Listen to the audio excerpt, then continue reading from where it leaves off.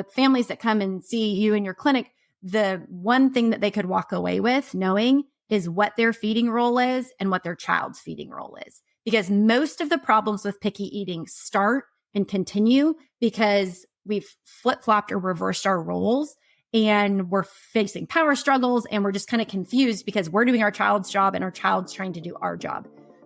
Are you ready to transform the way you communicate about nutrition with your patients?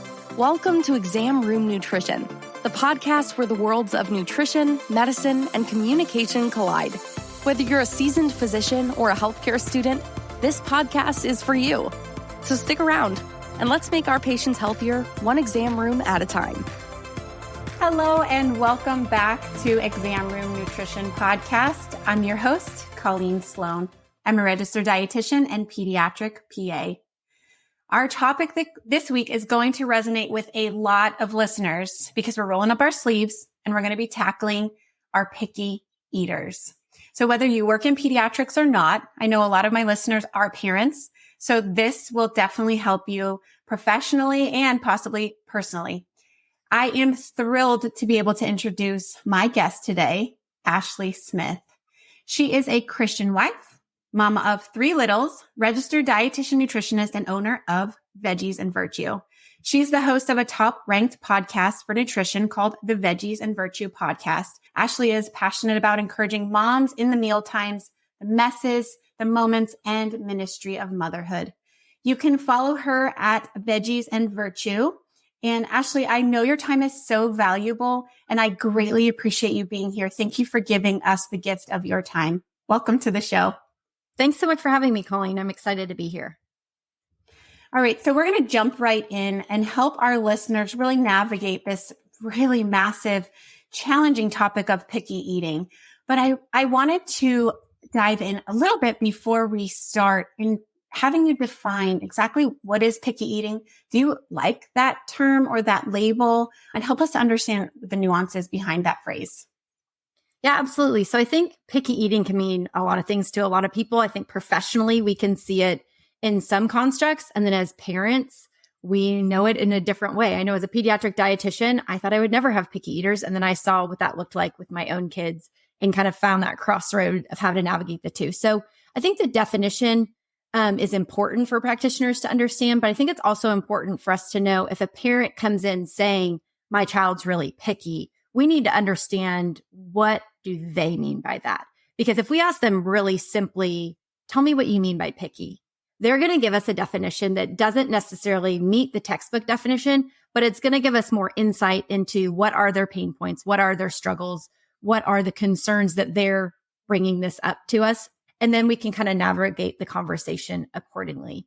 When we look at specifically what picky eating is in the picky eating space, we do want to be aware of where it's more extreme picky eating or maybe more indicative of like a pediatric feeding disorder versus kind of your more average age-appropriate picky eating that kids may grow out of easily and on their own, but also may need a little assistance kind of growing out of. So I do think, discerning that difference as a practitioner is helpful, but also getting that insight and those specific examples from a parent can help us better define it in the concept of how to talk to our clients about it.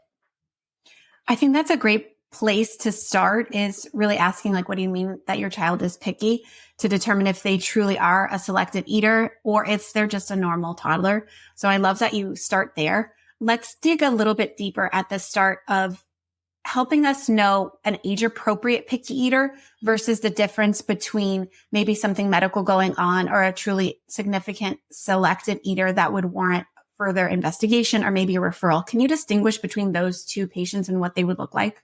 So when we look at average age-appropriate picky eating and more extreme versions, there are some kind of key points to keep in mind, but we don't ever want to hone in too much on one of them. One of those is age. So if we're looking at a kind of typical picky eater, oftentimes we do associate it with a certain age group of kind of, between ages maybe 18 months upwards of 6, you kind of may see the onset of it, but several kids are picky eaters, especially if it goes unaddressed or if they don't have the right feeding behaviors and feeding environment in place in the home. It may, persist through later in childhood and early adolescence and so on. The age of onset can be helpful because we can sometimes track, was there anything else going on in their medical history at that point in time?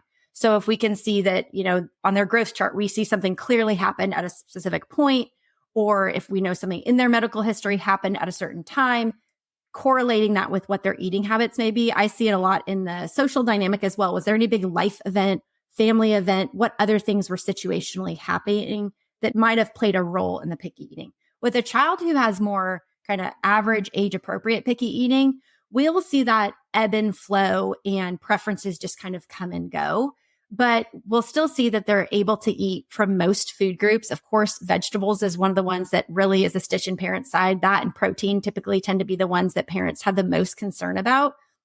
But oftentimes they can still get their nutritional needs met from other food groups. When we look at it in terms of the number of foods that a child eats, oftentimes when we look at the research or when you look at some of the data on picky eating and more extreme forms of picky eating, like a pediatric feeding disorder, the numbers usually given are if a child eats more than 30 foods, it's considered kind of average picky eating. And if they eat less than 20 foods, it would be extreme picky eating.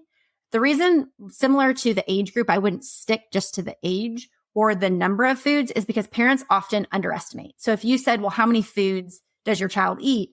A parent often will say, oh, like 5. Well, with a little deeper dive, usually there's more than 5. It just feels like there's only these 5 foods. And so an extreme picky eater would be less than 20. And so we want to be discerning, when this onset happened, did this correlate to an age or situational life event or medical history? Or is this one that has been getting progressively worse? And then we also want to be looking at the number of foods that the child might be eating. But if you notice that they truly only have very, very few foods, that they're omitting certain food groups, that might be indicative that it's a little bit more extreme version of picky eating, or that the parents don't have the tools to know how to help their child grow out of it. The third thing I would say that I think is really important to evaluate is what is the emotional toll on the child and on the parent? Because oftentimes, kind of your average picky eater, depending on if it's a parent's first child or fifth child, if it's something that they didn't expect or haven't experienced, it can create a lot of just emotional toll on the parent and the child. So if we see really extreme emotional outbursts or reactions and responses to different foods from a child, that may indicate this is more extreme, that they're physically uncomfortable in front of this food. Their outburst is not something that could even be behaviorally managed if, proper feeding behaviors were in place. But this is them showing that this is actually something that we need to work through and may require, more feeding therapy and some kind of more support for the family. Equally so, if the parents are so stressed out and they're just at their wits' end and they're not able to even foster that kind of feeding environment to support their child, that may be indicative that, again, they may not have the support or the tools that they need, or that this is just becoming such a big problem that it's not something that the parent can look at and even productively or proactively know how to approach, because it's just become such a big problem that it's really impacted the entire family's feeding environment and overall relationship with food. So I think kind of looking at age, number of foods that the child eats, and the emotional impact are probably some of the 3 core areas that would be the quickest and most effective areas to identify and kind of hone in on. So you can see, is this something that's more manageable and seems more age appropriate that the child with proper support might be able to grow out of? Or is this something that we may need to medically address or get the family additional support for? Those 3 criteria are extremely helpful because now we can kind of just put those in 3 different buckets to address and discuss with the parent at that well check. Now, I wanted to back up and talk about age a little bit deeper. Are there certain ages we expect some changes in food preferences or expect some pickier eating? Yes, I think usually we expect to hear parents say, my child ate amazing as an infant. They ate everything. They're going to give you the examples of the things that they really had their parent confidence in early on, and then they stopped eating it. That's usually kind of the prototypical picky eater. If a child showed pickiness from the onset of solids being introduced, again, it's not saying that it absolutely indicates a, more extreme version of picky eating, but it may be indicative that there was something from the get-go that they just weren't able to eat effectively. And, developmentally, there's something else going on. But for an age of onset, usually, as most of us working in pediatrics, we're very familiar with the growth chart. And so as we look at the rate of growth declining from infancy into toddlerhood, we also want to think about the level of appetite is also trending with that. And so parents are not as privy to that growth chart and they don't have that visual in their head as much. So oftentimes they're saying they ate great up until around 12 months, 18 months, 2 years. Sometimes we see it happen a little bit later, but that's almost because you're kind of in a honeymoon phase or kind of coasting along where their growth had slowed down as it should. Their appetite was starting to decrease, but some of the feeding behaviors might have been able to kind of coast a little bit longer where the parents didn't see it as a problem until closer to 4, 5, or 6, or once the kid starts going to school and some of the problems start becoming a little bit more apparent. So what can we say to the parent who, after our discussion, we realize that they don't have a picky eater? How can we reassure the parent that they've got a great eater without minimizing their concerns? So I think it's a great question because recognizing that the emotional toll of the perception of picky eating, majority of the families I work with don't have extreme picky eaters. But I would say the emotional toll of feeding their child is very extreme. It's a job we can't get out of. Our kids need to eat multiple times a day, whether we find it easy and effortless or extremely overwhelming and exhausting. So I think to recognize that feeding kids can feel hard, but we can make it simple because it feels very, very overwhelming and intricate. And there's just, information overload out there for parents, but for them to know what resources to turn to and to know what roles to stick to is really important. The families that come and see you in your clinic, the one thing that they could walk away with knowing is what their feeding role is and what their child's feeding role is. Because most of the problems with picky eating start and continue because we've flip-flopped or reversed our roles and we're facing power struggles and we're just kind of confused because we're doing our child's job and our child's trying to do our job. So if, as clinicians, we can help parents understand that at the most basic understanding of it, a parent's job is what food is offered, when that food is offered, and where that food is offered. The child gets to decide if they eat and how much they eat. And almost every problem that comes up is going to fall into either needing to develop skill in those areas or needing to step away from a role that maybe a parent or a child has assumed that's not theirs to carry. Most commonly, a child is picking what they want to eat, when they want to eat, and where they want to eat it. A parent is trying to tell their child if they're going to eat and how much they're going to eat. And so we see immediately where those challenges can go. But I think if the one thing we can convey to them and communicate to them very quickly is this responsive feeding approach, that's a resource that they could look to and find a lot of different resources for, but to help them understand you have a feeding role. As long as you're doing that, kind of average picky eater will grow out of it over time with that support and structure in place. I love that division of responsibility, and it's challenging, right? As moms, it's really hard. It's easy to say, but to put into practicality, it can be very challenging. But you're right. It is extremely rewarding when those roles are defined and followed appropriately. So that's a great tip that clinicians can quickly just delineate whose role is what and how they can do that. I think what we'll do is we'll dig into that a little bit more because I know some listeners and a lot of parents, when I give that suggestion of you need to allow your child to decide how much to eat and whether they eat, they look at me like I have horns. They look at me like I'm crazy and I'm trying to starve their child. So I'd love for you to come back so we can delve a little bit deeper into how we can help our parents deal with if the patient refuses to eat a meal, what we can do for that. So I want to wrap up today, though, with one final thought. For parents who might have gotten this wrong early on, they struggled with this, they had the divisions of responsibilities all out of whack.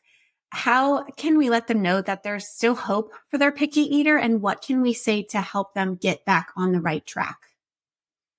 Yeah, I think the biggest thing is for parents to recognize that we're all works in progress. I've known I wanted to be a pediatric dietitian since 14, and I'm still constantly surfacing things of my own relationship with food and within that of my family because I'm feeding my kids. And so as we all know as parents, different opportunities arise that kind of trigger different things that we didn't even know exist. So I think for parents to tune in to how they're feeling about it, but to recognize you can always start somewhere. It's important enough to invest in at whatever point it becomes something that's important to you and that you can, start to prioritize and be intentional about.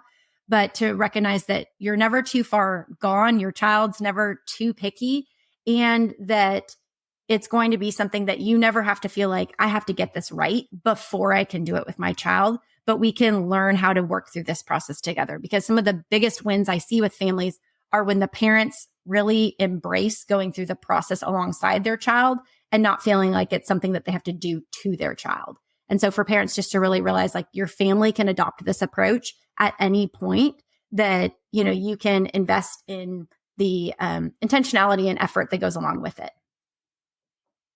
That's extremely helpful and extremely hopeful, because I know sometimes you're thinking, oh gosh, my 10-year-old is never going to eat anything besides chicken nuggets and mac and cheese. But I love that it's never too late. So I love to finish our episode with a fun question to leave our listeners, but yet it's very practical. What would you say would be one thing that a clinician should never say to a parent of a picky eater, or maybe to that child directly? What would be something that is extremely unhelpful or possibly harmful that we should absolutely never say? Yeah, I think the biggest one that I probably hear from the parents that they may have heard from clinicians at certain times that I would kind of steer clear of is that of you have to eat it or just let them eat whatever they'll eat. Because either way, it's giving parents a little bit of a sense of false hope that they're either going to outgrow it on their own and just let the kid eat whatever they're going to eat and thus be in charge of the what and the when and the where in the feeding relationship, or that parents feel this pressure to, they're maybe controlling the what, when, and where, but they're also controlling the if, whether, and how much the child eats. And so I think if we can point them towards, this is your role, this is your responsibility, this is what you can do, it can help perpetuate positive feeding behaviors for the family, a healthier relationship with food for the child and the parent and the family as a whole.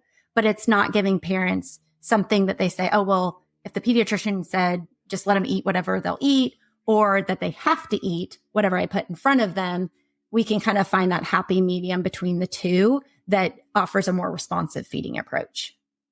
What excellent answers, Ashley. You are truly the expert. I have gleaned so much from you in just our quick chat. I would love to have you back, and all of our listeners, please be looking forward to the next time we have Ashley back. We're going to get into some more specific details on helping you navigate your picky eating patients. Ashley, thank you so much for your time. Thanks so much for having me today. It was great to chat with you. All right, guys, now it's time for my nutrition notes. In this section, I'll share nutrition tips, favorite quotes, or interesting cases that I think might add value to your day. So today I actually have a quote from Albert Einstein, and he said, "I have no special talent. I am only passionately curious." And I hope to leave you with that curiosity. Continue learning. Continue to be a lifelong learner, especially in things that you might not be the master of already, right? Continue to be curious and spark that excitement to learn new things.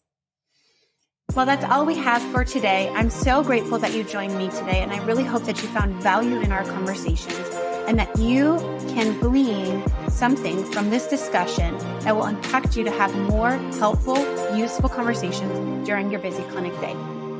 If you found value in this content, please like and subscribe to my page. You can also find me on Instagram at Exam Room Nutrition. Well, that's it for now. So let's continue to make our patients healthier, one exam room at a time.